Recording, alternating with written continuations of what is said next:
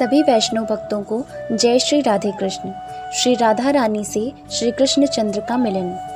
अचानक काली घटाएं घिराती हैं, भांडीर वन में अंधकार छा जाता है, वायु बड़े वेग से बहने लगती है, तरु लताएं कांप उठती हैं, कदम्ब तमालपत्र छिन्न होकर होकर गिरने लगते हैं।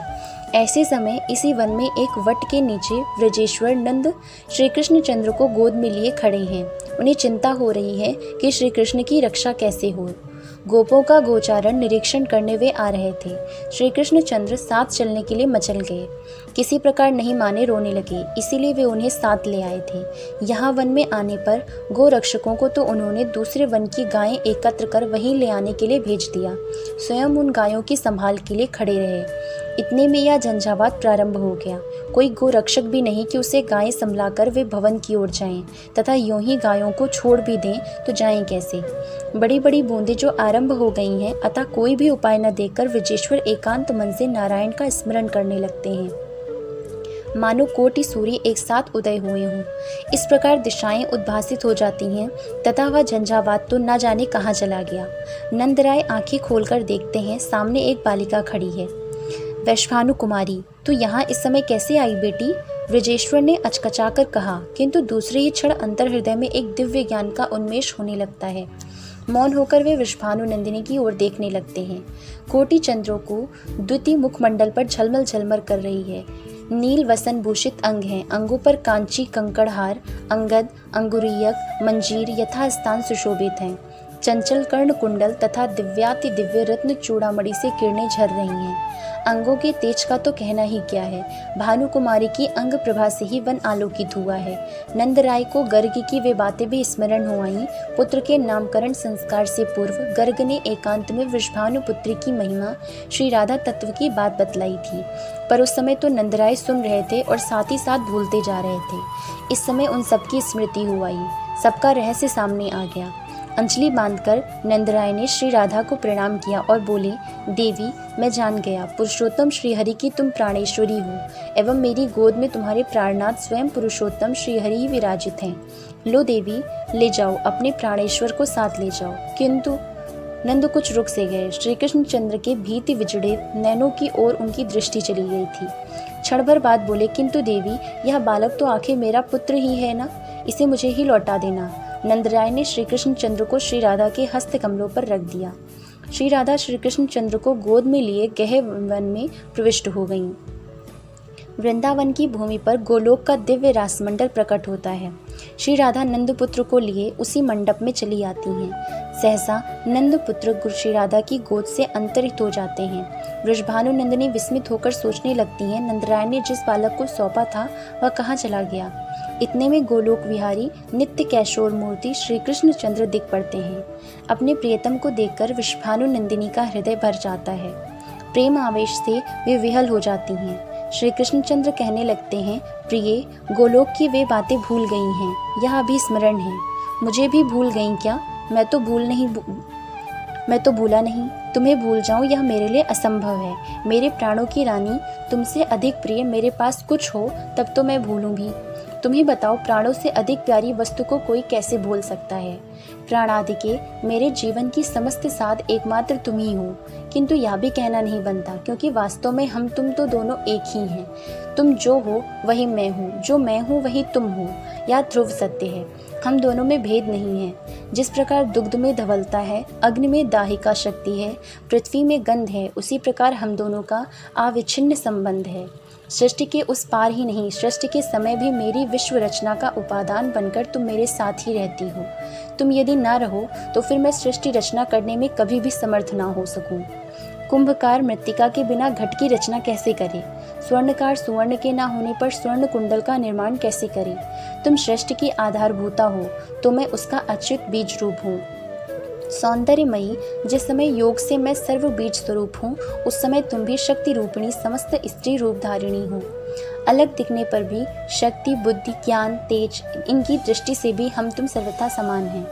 किंतु यह सब होकर भी यह तत्व ज्ञान मुझ में नित्य वर्तमान रहने पर भी मेरे प्राण तो तुम्हारे लिए नित्य व्याकुल रहते हैं।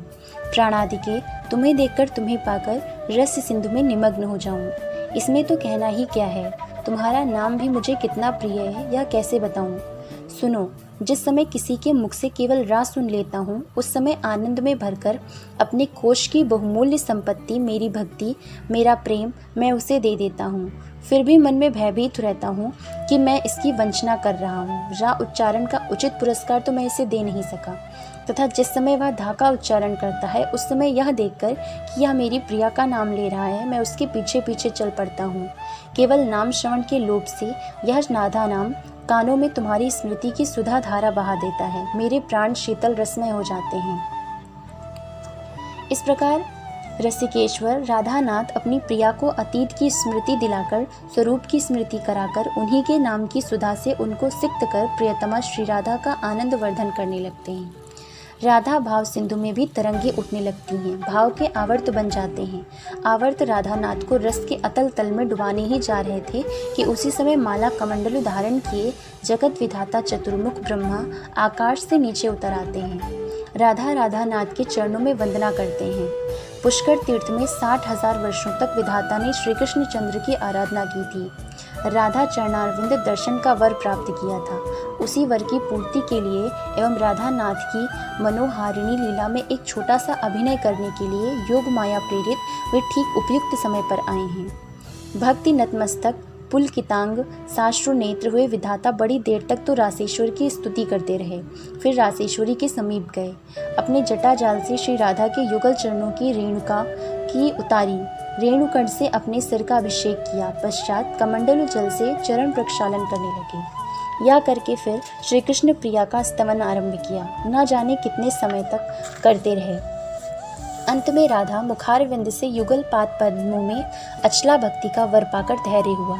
अब उस लीला का कार्य संपन्न करने चले। श्री राधा एवं राधा नाथ को प्रणाम कर दोनों के बीच में विधाता अग्नि प्रज्वलित करते हैं। अग्नि में विधिवत हवन करते हैं। फिर विधाता के द्वारा बताए हुए विधान से स्वयं रासेश्वर हवन करते हैं। इसके पश्चात रासेश्वरी रासेश्वर दोनों ही 7 बार अग्नि प्रदक्षिणा करते हैं। अग्निदेव को प्रणाम करते हैं। विधाता की आज्ञा मानकर श्री राधा एक बार पुनः हुताशन प्रदक्षिणा करके श्री कृष्ण चंद्र के समीप आसन ग्रहण करती हैं। ब्रह्मा श्री कृष्ण चंद्र को श्री राधा का पाणी ग्रहण करने के लिए कहते हैं तथा श्री कृष्ण चंद्र राधा हस्त कमल को अपने हस्त कमल पर धारण करते हैं। हस्त ग्रहण होने पर श्री कृष्ण चंद्र ने 7 वैदिक मंत्रों का पाठ किया। इसके पश्चात श्री राधा अपना हस्त कमल श्री कृष्ण वक्षस्थल पर एवं श्री कृष्ण चंद्र अपना हस्तपद श्री राधा के पृष्ठ देश पर रखते हैं तथा श्री राधा मंत्र समूह का पाठ करती हैं। आजानुलंबित दिव्याति दिव्य पारिजात निर्मित कुसुम माला श्री राधा श्री कृष्ण चंद्र को पहनाती हैं एवं श्री कृष्ण चंद्र सुंदर मनोहर वनमाला श्री राधा के गले में डालते हैं। या हो जाने पर कमल उद्भव श्री राधा को श्री कृष्ण चंद्र के वाम पार्श्व में विरचित कर दोनों के अंजलि बांधने की प्रार्थना कर दोनों के द्वारा 5 वैदिक मंत्रों का पाठ कराते हैं। अनंतर श्री राधा श्री कृष्ण चंद्र को प्रणाम करती हैं। जैसे पिता विधिवत कन्यादान करे वैसे सारी विधि संपन्न करते हुए विधाता श्री राधा को श्री कृष्ण कर कमलों में समर्पित करते हैं। आकाश दुम्भी पटह मुरज आदि देव वाद्यों की ध्वनि से निनादित होने लगता है। आनंद निमग्न देववृंद पारिजात पुष्पों की वर्षा करते हैं। गंधर्व मधुर गान आरंभ करते हैं। अप्सराएं मनोहर नृत्य करने लगती हैं। व्रज गोपों के व्रज सुंदरियों के सर्वथा अनजान में ही इस प्रकार विश्वानु नंदिनी एवं नंद नंदन की विवाह लीला संपन्न हो गई। भांडीर वन के उन निकुंजों में रस की तरंगिणी बह चली। रासेश्वरी श्री राधा रासेश्वर श्री कृष्ण दोनों ही आनंद विभोर होकर उसमें बह चले। जब इस स्रोत में अन्य रसधाराएं आकर मिलने लगीं, भाव संधि का समय आया तो श्री राधा को बाह्य ज्ञान हुआ। वृषभानु नंदिनी देखती हैं, मेरी गोद में नंदराय ने जिस पुत्र को सौंपा था वह तो है, शेष सब स्मृति मात्र। श्री कृष्ण चंद्र की वह कैशोर मूर्ति अंतर्हित हो गई है, पुनः वे बालक रूप हो गए हैं। नंद नंदन को श्री राधा श्री यशोदा रानी के पास ले जाती हैं। मैया, वन में झंझावात आरंभ हो गया था। बाबा बोले, तू इसे ले जा, घर पहुंचा दे। बड़ी वर्षा हुई है, देखो मेरी साड़ी सर्वथा भीग गई है। मैं अब जाती हूँ, घर से आए मुझे बहुत देर हो गई है। मेरी मैया चिंतित होगी, श्री कृष्ण को संभाल लो। यह कहकर वृषभानु नंदिनी ने श्री कृष्ण चंद्र को यशोदा रानी की गोद में रख दिया और स्वयं वृषभानुपुर की ओर चल पड़ी। यशोदा रानी ने देखा साड़ी वास्तव में सर्वथा आर्द्र है, प्रबल उत्कंठा हुई कि दूसरी साड़ी पहना दूं, किंतु मैया का शरीर निश्चेष्ट सा हो गया। ओह, कीर्तिदा की पुत्री इतनी सुंदर है। मैया इस सौंदर्य प्रतिमा की ओर देखते ही रह गईं और प्रतिमा देखते ही देखते उपवन के लता जाल में जा छिपी।